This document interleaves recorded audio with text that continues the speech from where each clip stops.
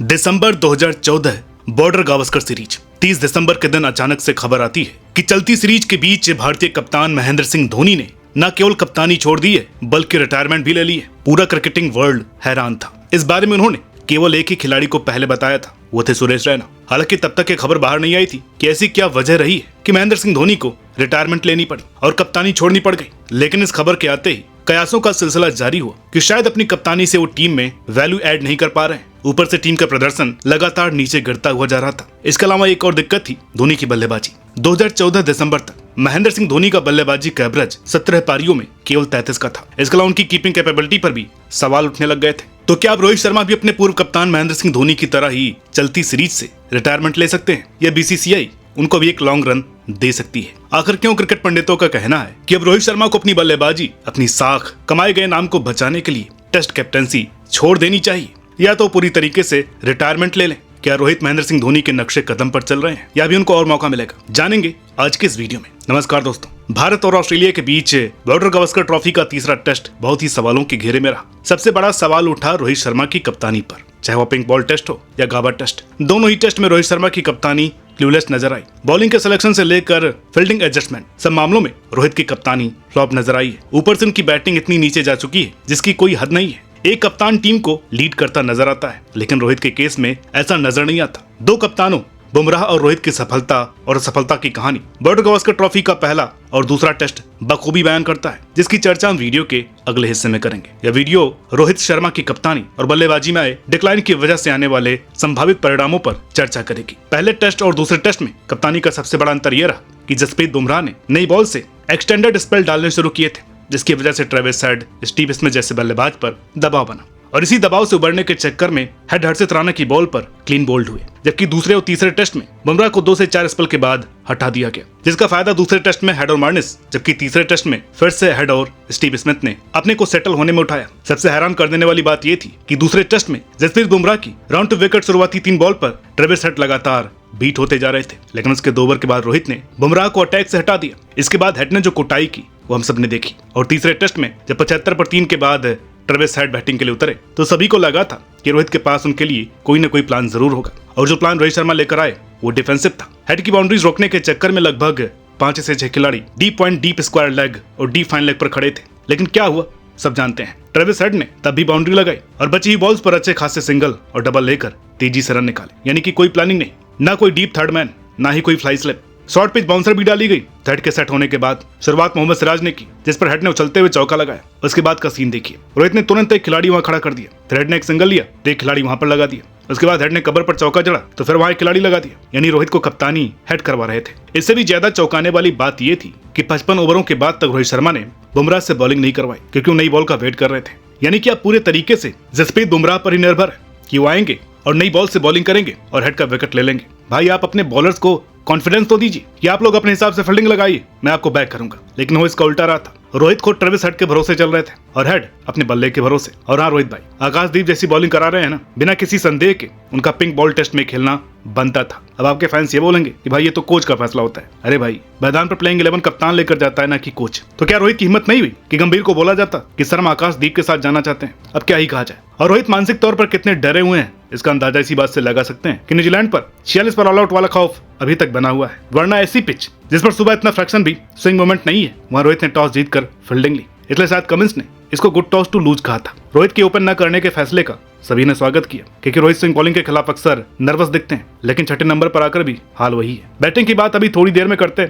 रोहित पिछले लगातार 4 टेस्ट हार चुके हैं और हाल तभी से जब से गंभीर कोच बने हैं। एक बात साफ है, इस सीरीज में टीम में कई खिलाड़ी अपने पुराने रिकॉर्ड्स, अपनी साख और अपनी पीआर से चल रहे हैं। जसप्रीत बुमराह, लोकेश राहुल और रेड्डी के अलावा कौन है जिस पर आप ये भरोसा दिखा दो कि हाँ भाई इस खिलाड़ी ने क्या गेम दिखाया है? जायसवाल की 160 रनों की पारी का सम्मान है, लेकिन इस टैलेंट को नर्चर करने का काम जिस कप्तान का है वो खुद फ्लॉप चल रहा है। टीम का स्टार बैटर फ्लॉप चल रहा है। यही वजह है कि कोई जिम्मेदारी लेने वाला नहीं है। रोहित की 3rd क्लास कप्तानी वास्तव में निशाने पर है। कुंबले ने भी रोहित की कप्तानी को बेसिर पैर की बताया और कहा कि इनके पास ट्रेविस हेड के लिए कोई प्लान नहीं है। आप भले ही औसत बैटिंग कर लो रोहित भाई, लेकिन माइक ब्रेडली जैसी कप्तानी तो कर दो। आपकी कप्तानी देखकर के कोई नहीं बोलेगा कि आपने 6 महीने पहले T20 वर्ल्ड कप जीता है। रोहित की इस कप्तानी से सबसे ज्यादा नुकसान जसप्रीत को हो रहा है। उनको रोहित ने इतने ओवर करवा करके एक तो उनको इंजरी के और करीब ला दिया है, साथ ही इससे बाकी बॉलर्स पर यह संदेश जाता है कि उन पर कप्तान का भरोसा नहीं है। ना रोहित उनको एक जैसी फील्ड लंबे वक्त तक दे रहे हैं, ना इनको गाइड कर रहे हैं। क्या चल रहा है पता नहीं। अब बात उनकी बल्लेबाजी की, जिसको कि देखकर फैंस कह रहे हैं कि रोहित को रिटायर हो जाना चाहिए। दरअसल रोहित ने अभी तक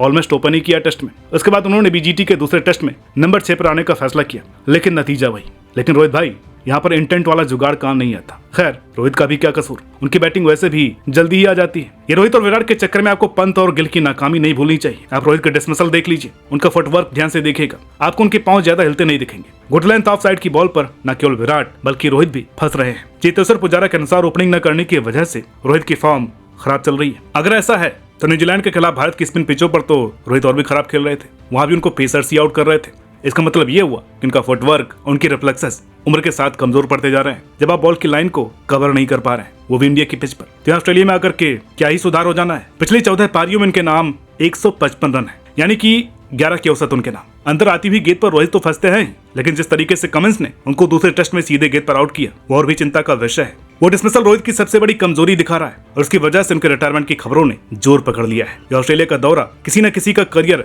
खत्म करता ही। पहले 2012 में द्रविड़ और लक्ष्मण का, 2013 में सचिन का, 2014 में धोनी का, 2021 में पुजारा का, और शायद अगला नंबर रोहित शर्मा और विराट कोहली का ना हो। 2020 के बाद से केएल राहुल का सेना देशों में औसत विराट और रोहित से बेहतर है। यह कहना अतिशयोक्ति नहीं होगा कि रोहित अपनी कप्तानी की वजह से टीम में बने हुए हैं। इस साल पहली पारी में रोहित शर्मा की औसत 8.85 की रही है। यही नहीं, इस सीजन में रोहित 12 पारियों में से 8 बार तो सिंगल डिजिट में आउट हुए हैं। अभी रोहित ने गाबा टेस्ट के बाद अपने ग्लव्स ग्राउंड पर डाल दिए थे, तो लोगों ने अंदाजा लगाना शुरू किया कि रोहित रिटायर हो रहे हैं। रोहित का हाल कुछ ऐसा ही है जैसा हाल 2011-12 की ऑस्ट्रेलिया दौरे पर राहुल द्रविड़ का था। उनका पहला टेस्ट बड़ा अच्छा गया, लेकिन उसके बाद अगले 3 टेस्ट में वो बुरी तरह से फ्लॉप रहे। यहाँ से उनके फुटवर्क और रिफ्लेक्सेस पर लाजमी सवाल उठे और इसकी वजह से उन्होंने रिटायरमेंट ले ली। फिलहाल यही कुछ हाल रोहित शर्मा का है। तो राहुल द्रविड़ के कदमों पर चलते हुए क्या रोहित गुड बाय बोलेंगे? अब बात करते हैं रोहित की कप्तानी और बल्लेबाजी से पड़ने वाले इम्पैक्ट पर। सबसे बड़ा इम्पैक्ट पड़ा है टीम के कॉन्फिडेंस पर, क्योंकि किसी भी कप्तान का स्वभाव इसकी टीम के स्वभाव पर ही रिफ्लेक्ट करता है। एकदम क्लूलेस नजर आ रहे रोहित शर्मा की कप्तानी में टीम भी यहाँ वहाँ बिखरी नजर आ रही है। अभी तक रोहित शर्मा के पास हेड का कोई प्लान नहीं था। अब उस लिस्ट में एक नाम और जुड़ गया है, वो है स्टीवन स्मिथ। दूसरा सबसे बड़ा इम्पैक्ट खुद उनकी बल्लेबाजी पर पड़ रहा है। बांग्लादेश के खिलाफ भी वो काफी वल्नरेबल नजर आ रहे थे और न्यूजीलैंड के खिलाफ वो एक्सपोज हो ही गए। अब वो नंबर 6 पर बैटिंग कर रहे हैं, जिससे ऊपर के बल्लेबाजों पर और दबाव है, खास करके राहुल पर, क्योंकि उनकी जगह खेलने लगे। बाकी नंबर 3, 4 और 5 पर दबाव होगा, क्योंकि रोहित की फॉर्म जैसी चल रही है, उन सभी पर और अच्छा खेलने का दबाव है। इस भागदौड़ी में गिल और पंत के साथ अब जायसवाल भी फ्लॉप शो में शामिल हो गए। आप कितना भी कहें, अगर आपका कप्तान फ्लॉप चल रहा हो तो आप भी बल्लेबाजी को हवा बना करके खेलते हैं, क्योंकि ऐसे में कोई आपसे सवाल नहीं करेगा, क्योंकि कप्तान खुद 0 चल रहा है। तीसरा इम्पैक्ट फैंस पर है। ये एस्पेक्ट कई बार नोट नहीं होता। फैंस को अपने कप्तान से हमेशा बहुत सी उम्मीदें रहती हैं, लेकिन कप्तान को भी डिफेंड करने की एक हद होती है। आप हर बार अपने कप्तान को उसके हर गलत फैसले के लिए डिफेंड नहीं कर सकते। बेशक रोहित का योगदान बहुत ही सराहनीय है, लेकिन वक्त भूतकाल पर नहीं चलता, बल्कि वर्तमान को आगे लेकर के चलता है। ऐसे में रोहित को उनके पास्ट अचीवमेंट के दम पर अभी जज करना कहीं से कहीं तक सही नहीं है। अभी आप एक एवरेज कप्तान बने हुए हैं